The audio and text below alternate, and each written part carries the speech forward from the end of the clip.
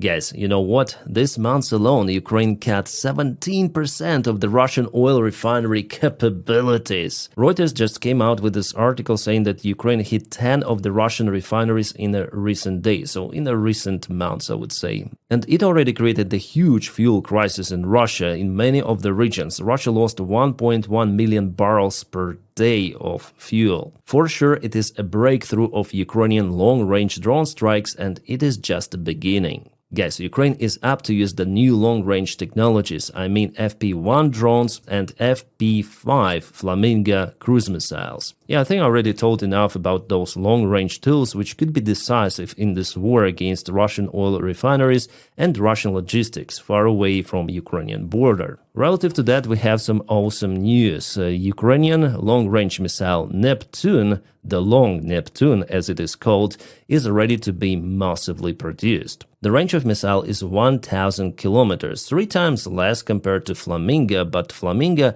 I think wasn't yet tested at the maximum range. They've calculated that it could be 3,000 kilometers, but we'll see, I think, the next months the missile in action. But Neptune missile, I think, also has fantastic future. Even with 1,000 kilometers, for example, Moscow is within this range, as well as many of the Russian oil refineries and, of course, Crimean Bridge or Kerch Bridge. The good thing about Neptune that it is just a modification of the reliable, used and proven missile R-360 old Neptune that sank down the Russian Moskva flagship. So if we speak about technology reliability, I think this missile is more developed compared to Flamingo. Yeah, Flamingo is easy thing to throw somewhere to fly. Maybe it aims something, it has huge warhead. I would compare it with an axe. It's cheap, it's heavy, you throw it somewhere and cause significant damage. And this missile, well, it's like a tactical knife where you need to precisely hit something very serious. So we are at the brink to see very interesting events happening on territory of Russian Federation with their oil refineries, military bases, military airfields. As you see, Ukraine is always modernizing its tools like it was with the spiderweb operation a couple of months ago. That move was really serious, unexpected for Russians, and I'm sure that Ukrainian SBU, Ukrainian military intelligence, they have lots of the interesting operations hidden in their sleeves. So should we expect Russia to finish its war in Ukraine because its economy is suffering and will suffer even more? Well, the Telegraph says no, Russia will continue the war, and I agree with this totally because I have the same analysis in my videos. Russia's new middle class cannot afford Putin's war to end. We're speaking about those Russians who are involved in military production and in spheres of economy that maintain all of that. The Telegraph even used the proper term for it, deathonomics, instead of economics. So just to explain you this picture as a whole, after USSR collapsed, the Russian economy was struggling and the military sphere degraded to the very bottom. Military factories were closing, illegal trades of the Russian weapons elsewhere to Africa, to South America, to Asian countries. The Russian contract army was a joke and Russians were forced to use even their conscript soldiers in the Chechen war. Young kids, 18 years old, who were forcibly mobilized and then KA, many of them, but those numbers are uncomparable to the war we witness today in Ukraine. And after Putin and FSB circle got into power, they tried to reform the Russian army and definitely they restarted many of the military production facilities. But just for the last 3 years, there is a significant boost in this sphere. It has never been like that in Russia. So many investments from the government. Russian budget is mainly working for the Russian military, which means that it's the main priority for Russia, not the education, not the social security or something. No healthcare, who cares? They want to boost their military. That's the only goal. They want to conquer Ukraine and go further. Even with the current fuel crisis already mentioned to you before, Russia still manages to supply its army. They cut other spheres. There is not enough fuel for the Russian citizens, but they send everything and will continue to send everything left to army. And just imagine some military factory which was abandoned somewhere in a village or small town of Russia. After Soviet Union collapse, no investments, nothing. People who were working in that facility left the town for Moscow or St. Petersburg or any kind of the big city in Russia. They ran away from poverty, and who stayed? Like local farmers, alcoholics. Those towns and villages that were focusing on military productions were just fading away. But Putin came with idea for military expansion. We understood that those ideas in his head appeared a long time ago. The Russian intervention into Ukraine is not the first one. Remember Georgia, at least in 2008. So with the help of European partners and some third countries who are purchasing Russian fossil fuels,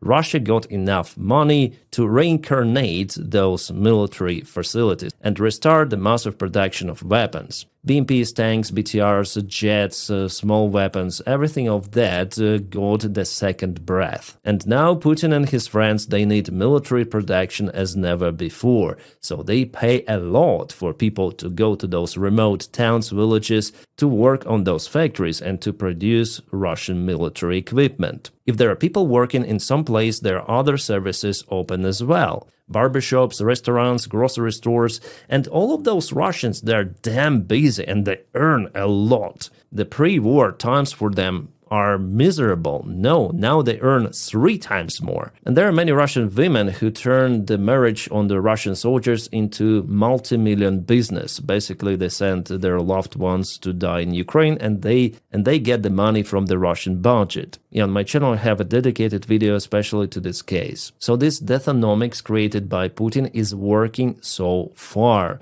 But after all, it cannot last forever, because the money from the Russian budget, they are not infinite. For example, Russian microelectronics factory that supplies Russian military halts its operation. The news dated 2 months ago. The factory is located in Stavropol, and no, it was not hit by Ukrainian drones or missiles. It is just at the edge of bankruptcy. Why? Well, because this microelectronics goes to military, one-end production. It could be used in Russian drones, for aiming instruments of the Russian tanks and so on. But it all burns on the front lines, just turns to the scrap metal. So actually from those components produced, there is no income for the factory, and there is no plus for economy in general. In our usual life, everything produced is used for the further production, to create something. Let's take, for example, this cup of tea. Yeah, there is more logic actually in producing this cup than in producing the Russian tank. Because this cup, first of all, it lives longer.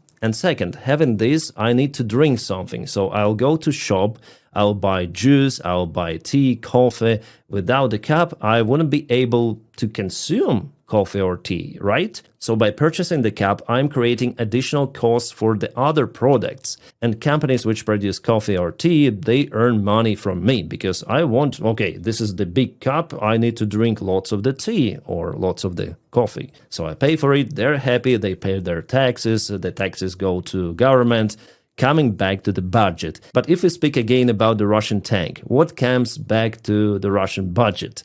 Nothing. Zero. Tank just kaputted there. It is lying there as a scrap metal. Well, maybe as a scrap metal it has some of the cost, but not more than that. Moreover, there were 3 Russians in the tank who will never consume anything in Russia, will never pay this additional cost, and will never ever have their civilian jobs. Probably they were even taken from the Russian civilian life during mobilization campaign. They abandoned their previous companies to join the Russian army, and those companies now have to search for qualified personnel who could potentially replace those workers, but company in this case will have to pay more, and probably even for extra training. That is significant load in general on the Russian economy. And coming back to this Russian microelectronics company, it is not now a priority for Russian budget, because Russian budget is not a rubber one. It's not like balloon which you can inflate forever. No, it has its own limits. Russian military already has tremendous huge loans in the Russian banks. They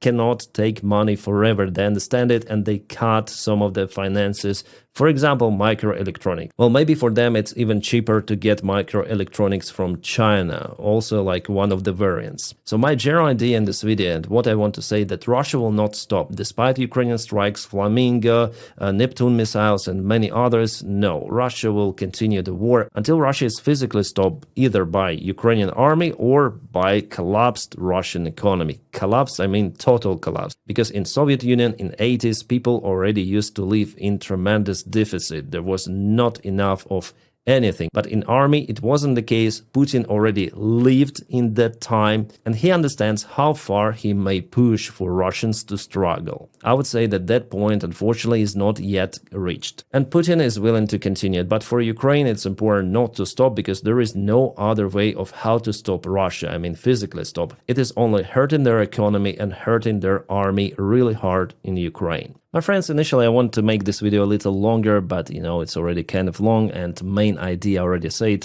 I don't want to speak about Trump today. We have some of the Trump news, but I'm gonna speak about those because he again said about 2 freaking weeks. And please check out my channel for other videos. Here I say the situation as it is. If we have good news, I speak about those. If we have bad news, I also call about those. For example, we have the urgent situation now in Kupiansk. Actually, a similar one we had a couple of weeks ago with a Russian breakthrough in Pokrovsk and Dobropilya direction. I was the first YouTuber speaking about it. I'm constantly monitoring updates and coming out with the videos right away. Yeah, luckily this Russian attack later on was mainly cancelled, but to be updated, please subscribe for the channel and press your like to it, because by doing so you really help YouTube algorithms to propel this video all around. And if you want really to support my job, there is the link in the video description just below where you may find my Patreon page.